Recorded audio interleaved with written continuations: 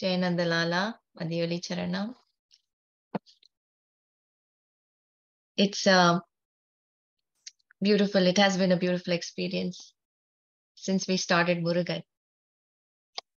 We saw that Murugan was born, and then Sura Samharam happened, and then he went to Tiruchendur and gave his gratitude, showed his gratitude towards his father, Lord Shiva, by installing Panchalingams there, which we spoke about last session. Now he has to get married to Devayani. So, Thiruparankundram. We go to Thiruparankundram right now. Why Devayani? It's just like Lord Shiva married Parvati. Why Devayani?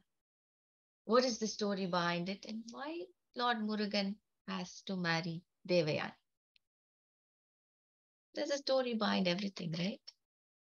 We know he marries Devayani, he marries Valli. But why? There is a story behind it. So let's get to know that. Let's go to the roots.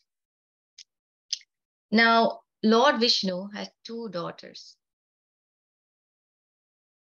Not many know this, but Lord Vishnu had two daughters. And their names were Amritavalli and Sundaravalli. Now, just like right now, we all know that there is another avataram of Lord Vishnu coming, the end of Kali Yuga. That's Kalki. Kalki avataram has still not happened, but it is going to happen. We're all aware of it because we know that this Kali Yugam is so bad. It's getting worse and worse and worse. That in the end, he has to come and restore peace. So that being said, we already know that he's going to come on a horse. And all the descriptions we know. It's in the scriptures provided for us. It's the same way. Why I'm telling you this example is a lot of people ask me this question. So I gave you the answer before. Now you'll know what the question is after I complete the next information. That being said, Lord Vishnu has been telling a lot of stories about Lord Muruga to Amritavalli and Sundaravalli. So no, Lord Muruga has not happened yet. Just like Lord Kalki has not happened yet. So same way, Lord Vishnu has been talking about the bravery and the courage and the charm. So many aspects of Lord Muruga that Amritavalli and Sundaravalli are so totally awed and mesmerized by it. The fact that such a young boy can defeat the Asura, that stood out for them.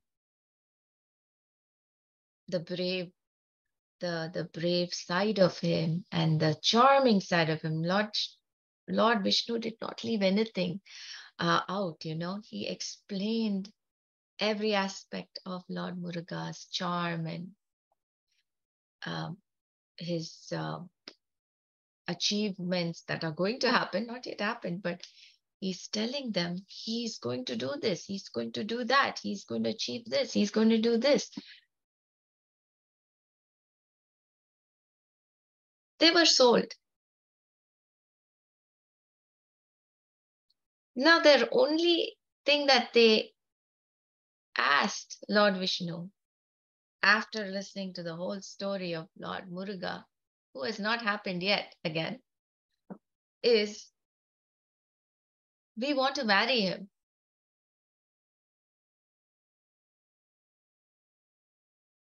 So that's the only desire they had, to attain him, to marry him. For which Lord Vishnu told them it's not easy. Nothing comes easy, right? Nothing comes easy. We have seen this continuously in our sessions. Everything has a price to pay. Did Goddess Parvati attain Lord Shiva easily? No. In every avataram, she had to do penance to attain Lordship. In every avatar. Whenever she came down to earth, as Kamakshi, Akhilandeshwari, name it, she had to do her penance for the Lord to come down and take her, to accept her back, for her, that avataram to get done. That penance was required. So Lord Vishnu told Amritavalli and Sundaravalli, you both need to go to penance. Do penance to Lord Murugan.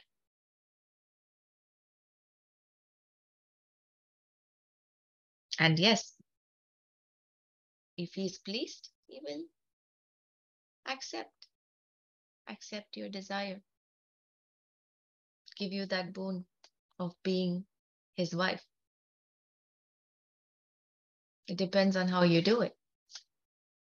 Both of them were so focused. They know what they want. And they went to Saravana Poigai, did their penance. Sat there and started their penance. Obviously, Lord Muruga shows up as a light. He did not show himself as a light and tells them, I'm very pleased with your penance, with your bhakti, your devotion towards me. What do you want? They both tell him that we want to marry you. For which he says, definitely I will marry you in your next life.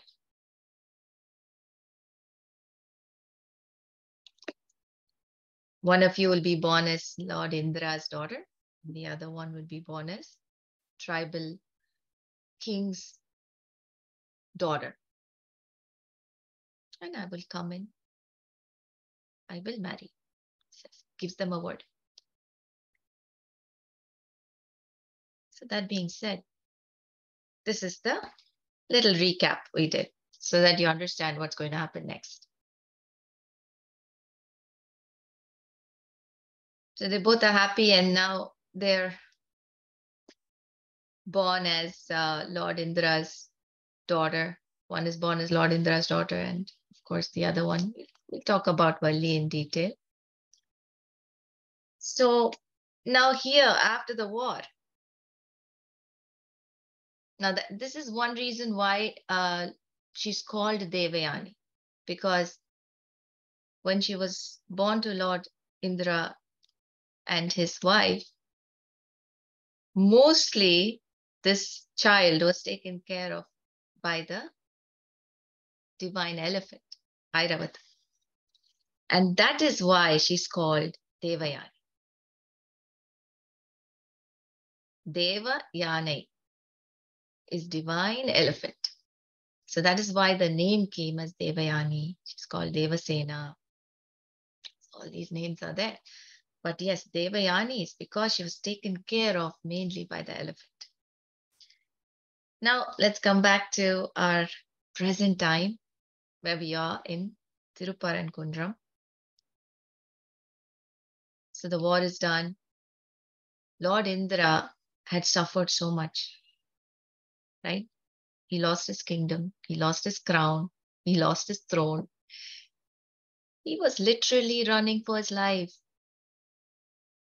He was hiding everywhere because he didn't want to be caught by any of the Sura Padman's Asura people so that he will be kept captive. So he was running around here and there for so many years. When you read Skanda Puranam, it'll tell you the agony that the Devas faced during these times. Not for a short period, it was a long period of time. And that was the Nandi's curse happening, right? We spoke about that. And of course, Lord Muruga happened, put an end to all the agony, everything restored. Lord Indra got back his throne, his crown, his Indralokam, which he really, he treasures it. For him, it's his throne, it's his name, it's his status. Lord Indra is all about that. He got all that back. And why? Because of Lord Murugan. Now he wanted to show his gratitude. It's like thinking, what do I do? I need to give him something precious, something that he will treasure all the time and it'll be there with him, something that is very close to me. So if you're very grateful, you want to give something very, which is a treasure for you also, right? You give that. Showing your gratitude is like, that's actual gratitude, right? Giving something that is very close to you, to someone who has done something big for you. He's thinking all this and sitting in his throne. I have to give Lord Murugan something that is very close to me, which is a treasure. And that's when Devayani comes. Devayani comes in full respect. She asks her father, requests her father, Father, I want to marry Lord Murugan with your blessings. I hope you will not say no.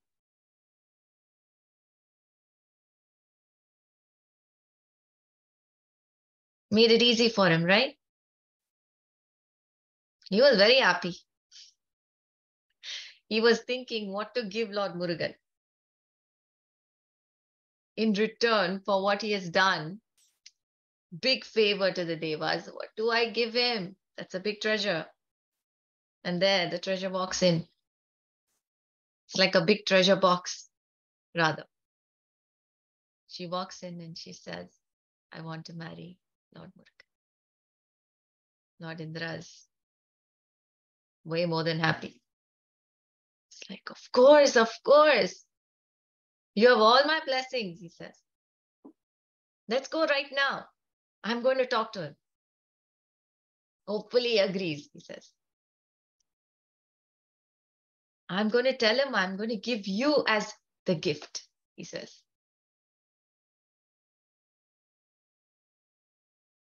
So it's like Murugan won the gift after the war. But Lord Indra didn't know that this was already planned, right? Way ahead of time. So he goes so happily to Lord Murugan and says, with all request, he bows down to him and he says, Swami, could you please take my daughter as your wife? I wanted to give you something.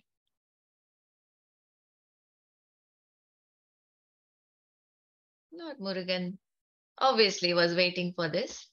He knew this was coming. It was the boon he gave them. How wouldn't he know? This was bound to happen, he knew. Everything is happening per plan. He says, yes, definitely. I would love to marry your daughter, he says. Well, that being said, that's when the wedding happens at Thiruparankundram. Now, this is a place that is very auspicious for weddings because the Lord Murugan got married to Devayani here. Now, the historical name of this place is Thiruparankundram. This is the historical name of the place. And the Sthala Vriksham is Kalati Maram. And there are 11 Tirthams here, holy Tirthams.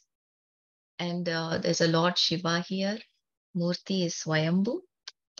The Lingam is Swayambhu here. And he's on top of the hill.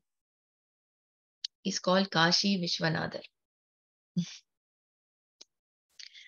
And the Tirtham on top of the hill is called Kashi Tirtham.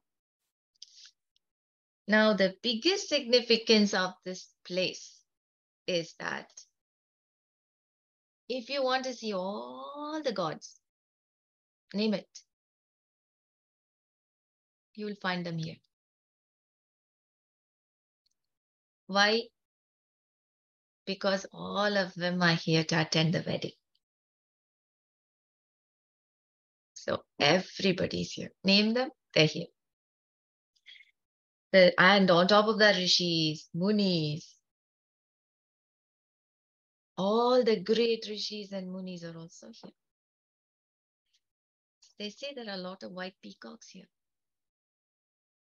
And as per the scriptures, the white peacocks are the devas. They're still here. They've come to seek blessings from Lord Murugan. And that is what they say. And I mean, it's up to us whether we want to believe it or not. But there are a lot of white peacocks roaming around in there. Beautiful. So 9 kilometers from Madurai is Thiruparankundram. Now, more about this beautiful place. Here the Lord is seen in a sitting posture. Obviously, like he's getting married, right? So he's in a sitting posture with Devayani on his side, beside him. And all the Maharishi, Narada, everybody is around them. Because obviously they're witnessing the wedding, the divine wedding. The annual marriage ceremony is celebrated during the Panguni Masam. And this is a rock cut temple.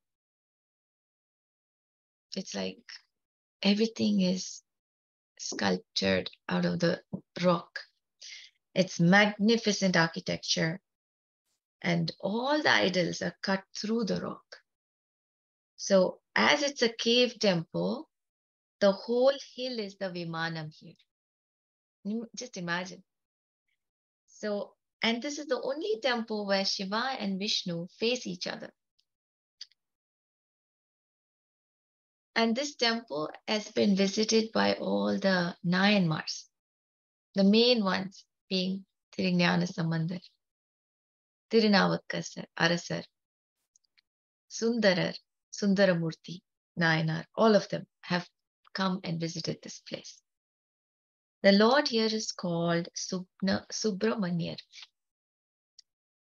And the Lord Shiva here is called Paramgiri Nadar. And there are Tevarams for Paramgiri Nadar, dated back from 1st century.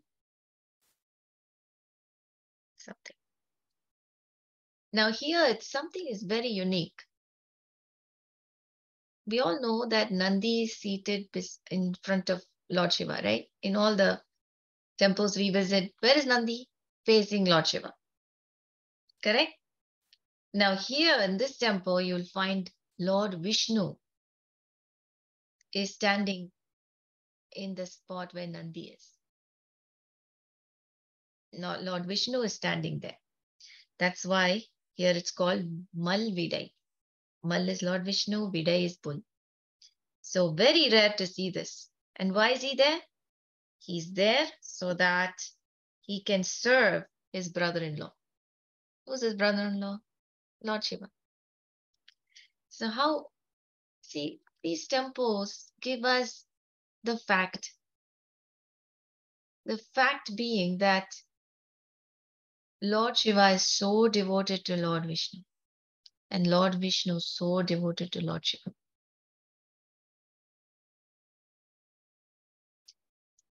The truth.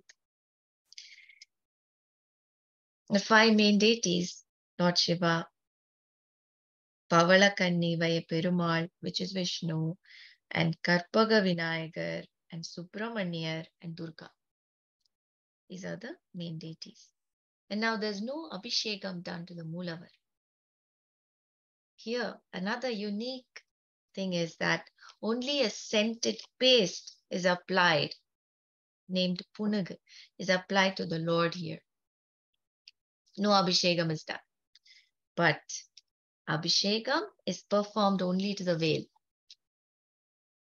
The veil is in the Moolavar sthalam. That is, it's in the Moolavar's place. The veil is so important in this temple. This is the only temple where the Abhishekam is performed to the veil. Now the Nandi here is huge, like a hill. So huge in this temple. Nandi is huge. Now there is a Nakkeerar shrine in this temple. Not sure how many of you all know Nakkeerar. He's a great poet, Tamil poet. And he was in the Pandya's court. So he was a poet in the Pandya's court. So that is something big, you know. You cannot easily become the poet in the Pandya court, you know. And he was also the head of the Tamil Sangam at that time. So that is huge. Now we know the Pandya kings always have the Tamil Sangam meetings in the Meenakshi temple around that pond, right? So every time every poet come and sit around it, and that's where they, you know, share their work of art. Now, there's a small story. When we talk about Nakkeerar, there is a small story. How he's connected with this temple, with this Lord Muruga temple. Let's start from the beginning. So as I said, he's a poet in the Pandya king, the court of the Pandya king. One time, the Pandya king was, you know, roaming around in his garden, and he could just smell the fragrance of the flowers. So nice, makes him smile. Such good fragrance from each and every flower. And then he thinks of this question that just comes to his mind. Just thinks, do women have naturally fragrant hair, or whether their hair is fragrant because of the flowers they adorn their hair with? This is a random question that came in the king's mind. And he posed it to everybody. He just, you know, says it in court for all his poets. He says, whoever gives me the answer, I'll give them gold coins. That many gold coins, you know. He just announces it. Now everybody is wanting to give him the right answer. Now there is a very poor poet, you know. He's very good. He's a poet, but he's not made it to the king's court. He's poor. He has to go and get arms every day. And he just would love to get those gold coins, because he heard that king is giving these gold coins and he wants it. Now he prays to Lord Shiva. He says, Lord, please make me answer that question so that I can win those gold coins. Lord Shiva heard his prayers. He said, and there he was. He disguised as an old man, and he came and gave him a leaf with the written poem in it.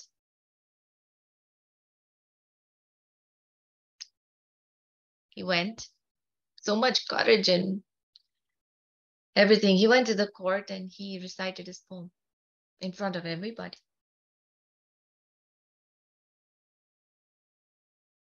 Written by the Lord himself.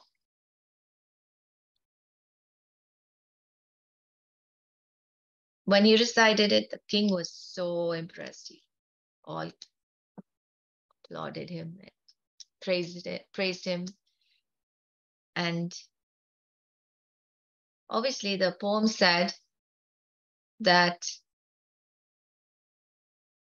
the women have naturally good fragrance. It's not because of the flowers they adore. This is Lord Shiva's take on it. Because obviously, Mother Parvati is like that. So you have to see where it's coming from, right?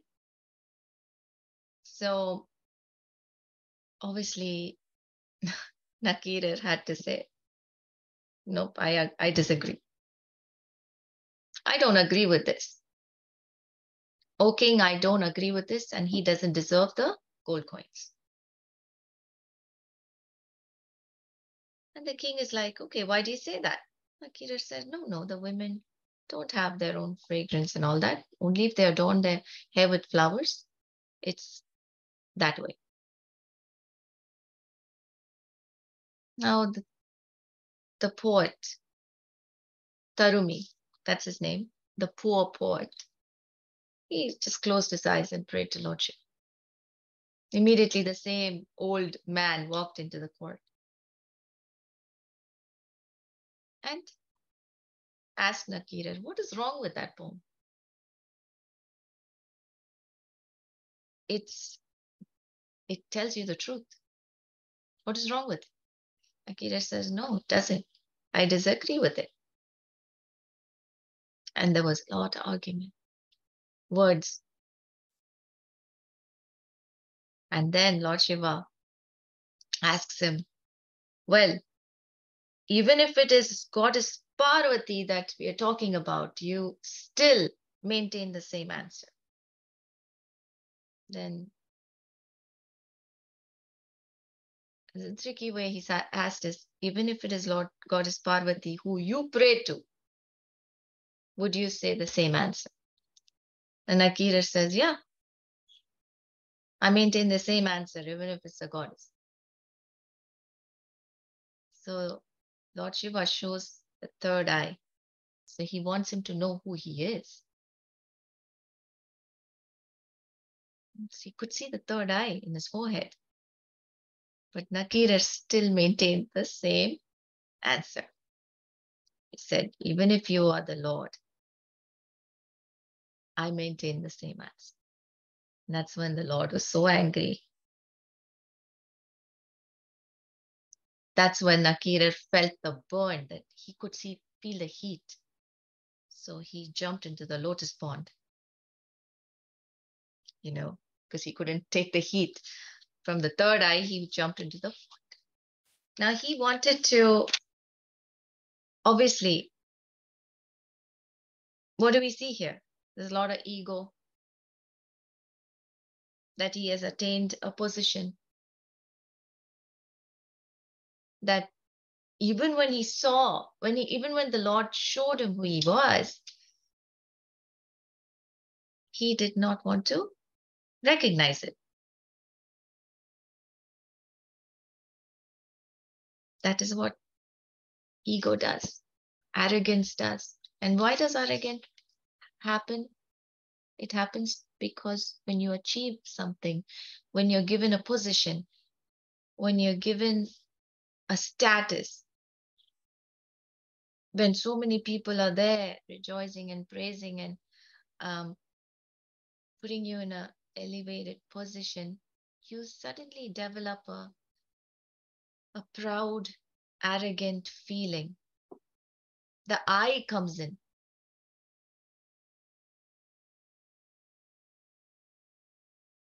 That's the first downfall. When the I comes in, that's our first downfall. It's like when you're playing snake and ladder, right? And suddenly you go all the way on top. And there is one snake that'll bring you all the way down to the bottom first. That's what happens when I comes. That's what happened to Nakkeerar. Tell you in small, sweet words, that is what happened. Obviously, he fell in the pond. He couldn't take the heat. And now, how he felt terrible after the incident. He felt terrible. He knew he was wrong.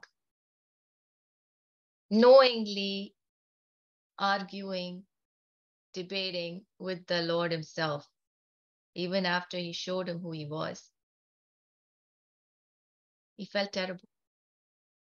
So he wanted to make up for it. So he went to Thiruparankundram to do his penance and make up for. I mean, the Lord is so kind, you know. The Lord is kind. Once you say sorry, it's over. That's how kind he is. Human beings are not kind. When you say sorry, they're not going to accept your sorry. But the Lord is always there to accept it. Don't think we're going to escape the karma. Karmas are coming. But the Lord accepts your sorry. We have to pay for our karmas. We have to pay for our bad deeds. There's no escape for that. Now Nakkeerar came to where? Thiruparankundram. That's where he's connected to do his penance because he felt terrible for what happened. He wanted to, seek for forgiveness. He wanted to fall at the Lord's feet and do penance. He wanted to. Why do you do penance? So that you can get to speak to the Lord. If he's kind enough to show up, you can ask for forgiveness right there when he's there in front of you, right? So he went to do penance there.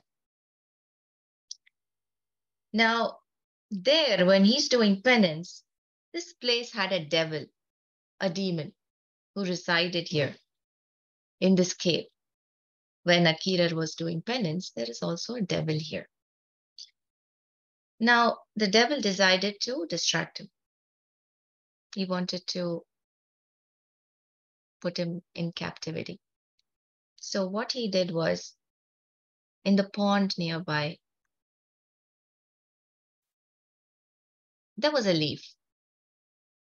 So when Nakkeerar is doing penance, his attention is drawn towards this leaf. This dried leaf turns to a fish and it starts swimming. Nakkeerar is drawn towards that. And that was enough. When he saw that and he was drawn to it and is distracted from the penance that he was in, the devil captures him. So the devil has already captured 999 other sadhus and rishis before Nakkeerar. Nakkeerar was the 1,000th one. So according to the devil, the demon, he had to capture 1,000 sadhus and give them as sacrifice to achieve whatever he wants. So see the Lord's play here. Nakkeerar was the 1,000th one he captured.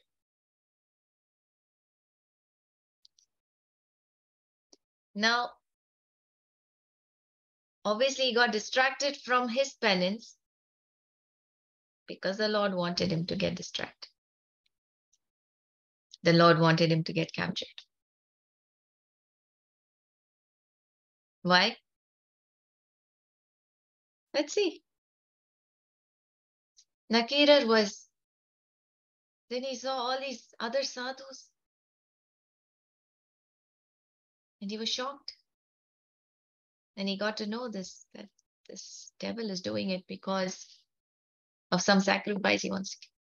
Immediately he closed his eyes and he sang the very famous Thiruparankundram here in this cave in Thiruparankundram in praise of Lord Murugan. Lord Murugan was very happy. He was very pleased with the poets reciting this poem in praise of Lord Murugan that he showed up. He came right away. He released all the captive, the sadhus who were in captivity, and he vanquished the demon, the devil, freed everybody. The pot fell at Lord Muruga's feet, thanked him, showed his gratitude. And he said, I want to bathe in Ganga because I feel very dirty. He says, I just want to dip in the Ganga because the devil touched me. I want to dip in the Ganga, he says. Lord Muruga struck his veil in the rock, and out of it came Ganga. She sprung out, and Nakkeerar happily bathed in that spring. Even today, the spring is still there. It never goes dry, I believe. So that's an amazing thing, right? Now, what is Thiruparankundram? There's a big meaning to it, you know. Now, when we say Aarupadai, that means you're actually guiding someone. It's not just for us. We say, if you go to that place, you know, it's like some good example if I have to give you. Let's talk about this video. You know, I watched this video about Kamakshi in Nandalala Mission, New Jersey, YouTube channel. I watched this video and I got to know a lot of things. You should also go watch.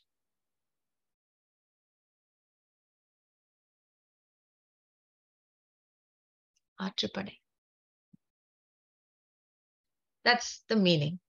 Something good. You're actually telling somebody else about something that has happened good for you. You don't want to just take it on yourself alone. It's not just for you. You want to share it.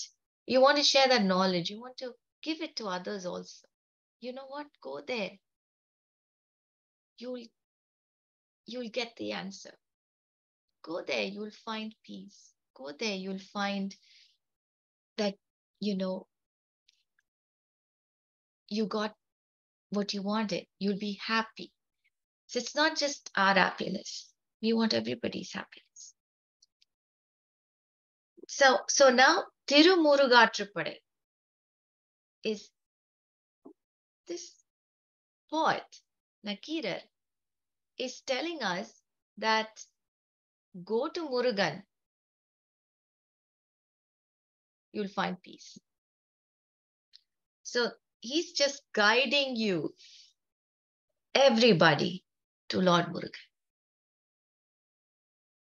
And he's telling you where all you can go.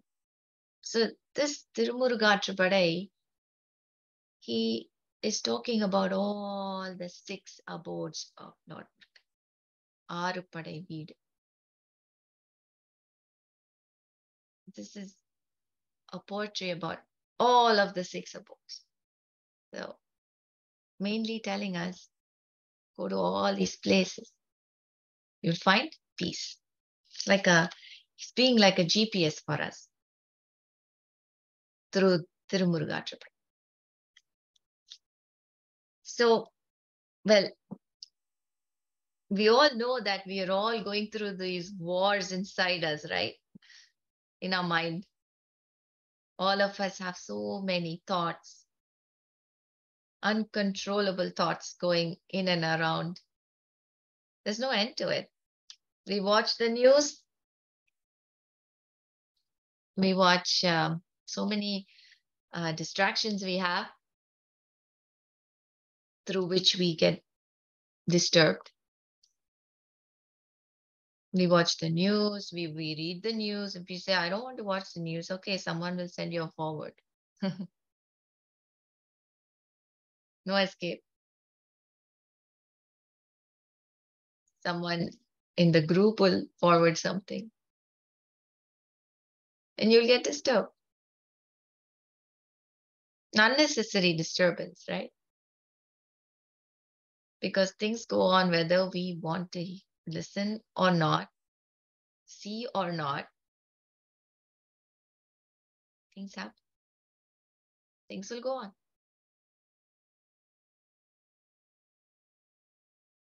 So this kind of battle is going in our brain, in our mind, every day. It's a battle, right? Once we see something, it's a battle. How to get rid of it?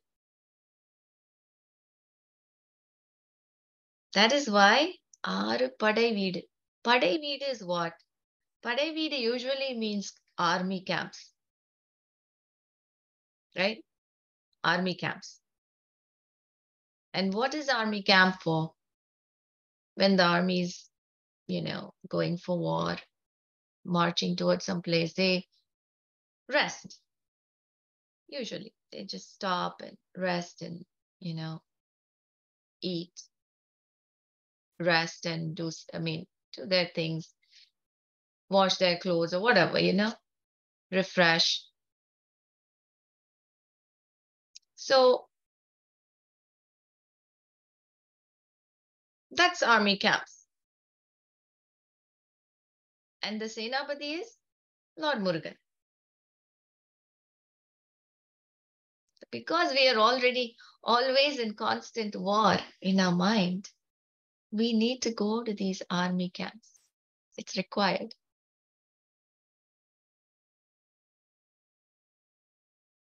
He's there. So we go there so that we take him along with us so that we don't have to deal with this war ourselves. So that he can take control. Let him be the Senapati. That's who he is. Surrender to the Lord. He's an expert at this. Surrender. Give him the mind. You don't need to control it. Give him the mind. And he will take control and take us ashore. We'll win this battle. We will win this battle with all these unnecessary things that are disturbing us in our everyday lives. Now, the significance of Lord Murugan, Lord Shiva has explained to Lord Parvati in Skanda Puranam. It's beautiful. He says, Devi, our sun has 18 eyes.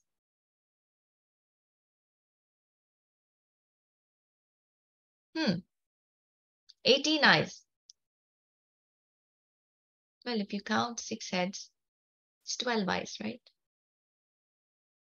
18 eyes, Swami, she said. Lord Shiva says, yes, because each face has a third eye.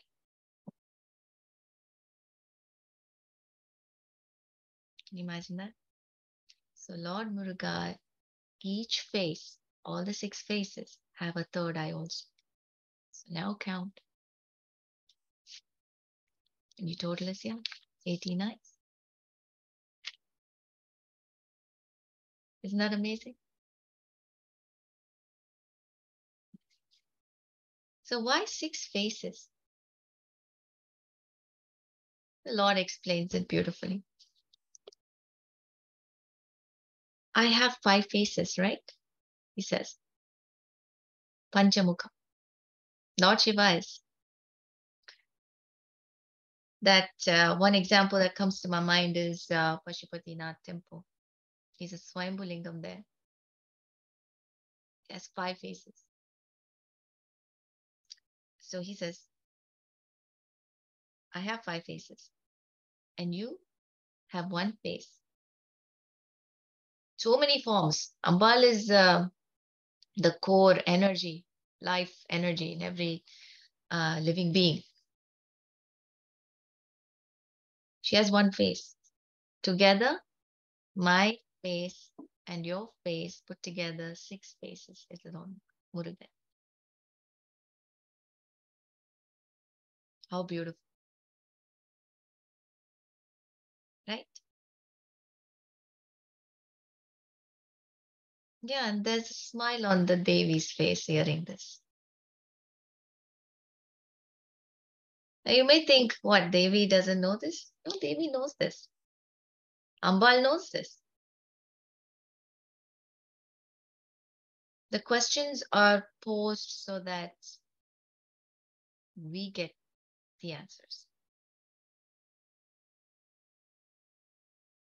It's asked for us, not for Ambal. She asks it loud so that we get to know it. And another thing is she loves to hear praises of her own son.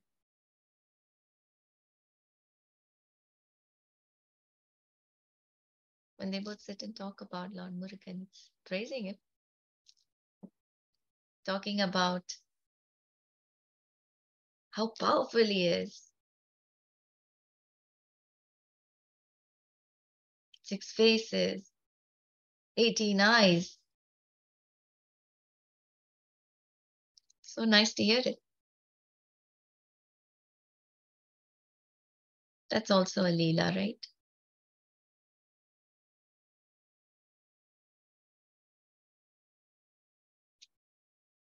So that being said, we come to an end to our Thiruparankundram section. I hope you enjoyed it as much as I enjoyed. Thank you. Jainandalala Madhyadichar.